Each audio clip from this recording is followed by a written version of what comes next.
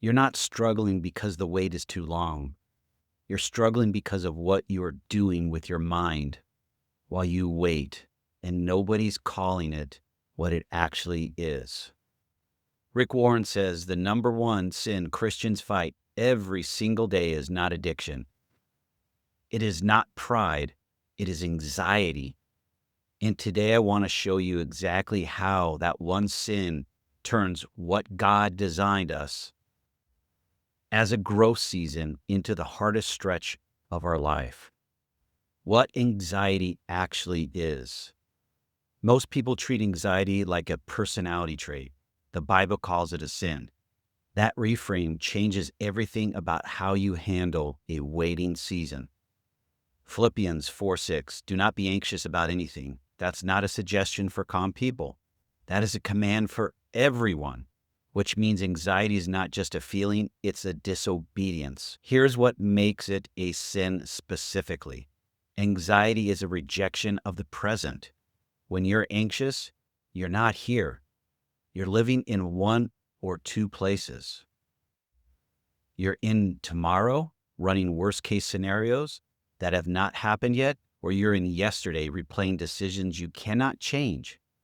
Neither of those places is where God is working. God is working right now in a season you're actually in. Anxiety keeps you from seeing it because you are somewhere else and not present. The difference between acknowledging hard things and living in anxiety about them. Honesty says, this is hard and I do not know how it ends. Anxiety says, I'm going to leave the present and live in the future. I cannot control it. One is faith under pressure. The other is a location shift out of where God is currently at. How anxiety hijacks a financial waiting season. A financial waiting season gives anxiety specific targets. The stakes feel real and concrete, which makes it easier for anxiety to pull you out of the present and keep you there. Name the anxiety loop that shows up in financial waiting. Checking the same balance, midnight, checking your online banking, running numbers that have not changed, replaying the decision that got you there, planning for the worst case that has not actually happened. All of this is a location problem, not an information problem. You already have all the information, you're just not present with it. Proverbs 12:25. Anxiety in a man's heart weighs it down. The weight you feel in a financial waiting season is often not the weight of a situation itself. It is the weight of carrying tomorrow and yesterday at the same time while trying to live today. Personal story, you guys all know it. The downside that we had on Bayard Park, losing that house, losing 6 figures on it, and continuing to ask God why. Why am I in this season? Why do you continue to do this to me? We have plenty of videos on that. I'm not going to continue to go into that story as it's been played over and over again, but I can tell you this. At this moment in time, it is the best thing that's ever happened to me, period, end of story. Because I've changed so much on this journey, and that could be a whole nother video, but we're going to leave it at that.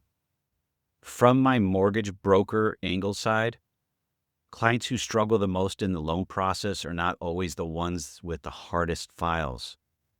They're the ones who spend the entire waiting period running worst case scenario. The numbers do not change. They always want to look at this worst case scenario, which just doesn't work. The anxiety does not help. It just makes the wait feel even longer than it has to be. God's provision does not show up in your worst case projections. It shows up in the present moment you're actually in. If you're not there, you're gonna miss it, and you're gonna miss it badly. How to come back to the present.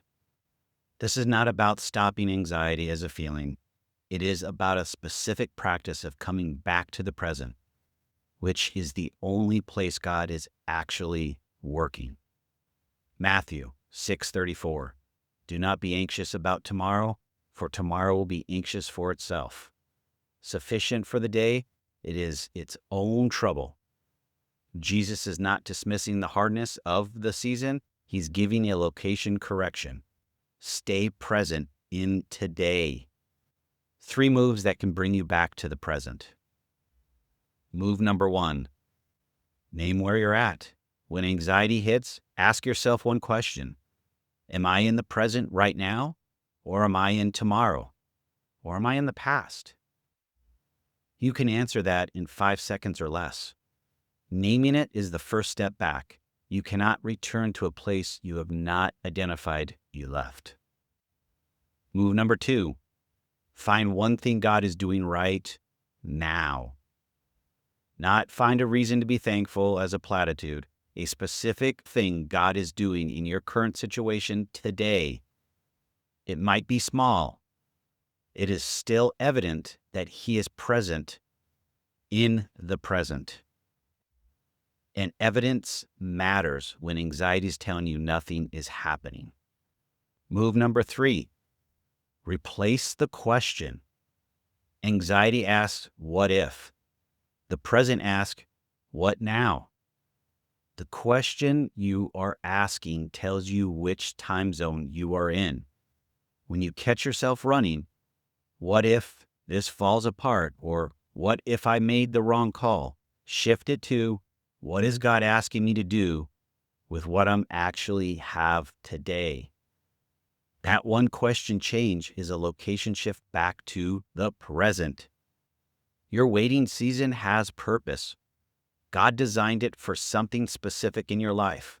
You cannot receive what He's building in it if you're not present for it. Anxiety does not just make the wait harder, it makes you miss what the wait was actually for. The wait is not the problem, guys. The anxiety about wait is what makes it unbearable. And anxiety is something that you can repent of. You can name it as a sin, turn from it, and choose to come back to the present where God actually is. If you're in a financial waiting season right now and your mind will not stop running, the next step is not more information. It is coming back to the present. That is where trust lives. That is where God is working. And that is where your breakthrough is actually going to come from. Please drop a comment below. Which time zone have you been living in during your waiting season?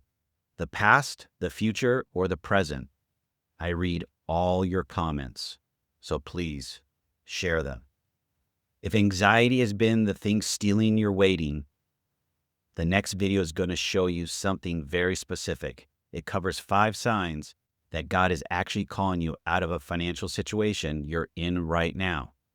Not someday, right now. It is here. Take a look at it up here or up here. 5 signs God is calling you out of your debt right now.